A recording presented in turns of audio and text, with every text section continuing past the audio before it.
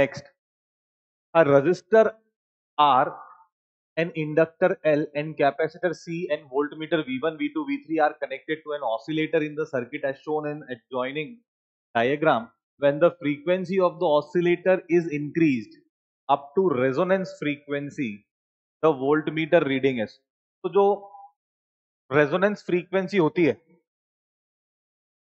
तो अपन यहाँ पे मेन जो कॉन्सेप्ट इस्तेमाल करना चाहते हैं वही कि रेजोनेंस फ्रीक्वेंसी पे जो इंडक्टिव रिएक्टेंस है वो कैपेसिटिव रिएक्टेंस के बराबर होना चाहिए, और जो Z होता है वो किसके बराबर होता है, बस वो सीधे सीधे R के बराबर हो जाता है ना।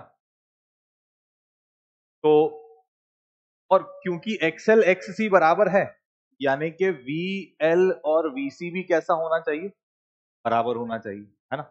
अब अपने को बोला गया है कि भाई कौन से वोल्टमीटर की रीडिंग 0 है। तो V1 की रीडिंग की अगर मैं बात करूं, तो V1 की जो रीडिंग आ रही होगी वो आ रही होगी IRMS इंटू R, ठीक है। V3 क्योंकि सोर्स के अक्रॉस ही लगा हुआ है, तो V3 की रीडिंग कितनी आ रही है, V सोर्स है ना, उसी के अक्रॉस लगा दिया तो वही आ जाएगी।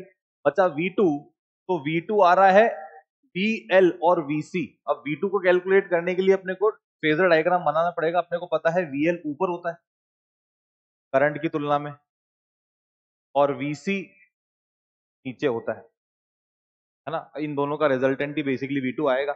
और क्योंकि रेजोनेंस हो रहा है तो VL VC बराबर है, यानी कि ये और ये तो कैंसिल आउट हो रहे हैं, तो बेसिकली V2 कितना आना चाहिए, 0 आना चाहिए। उन्होंने यही पूछा था कि 0 कौन आ रहा है, तो 0 कौन आ रहा है, voltmeter V2 will give you the 0 reading.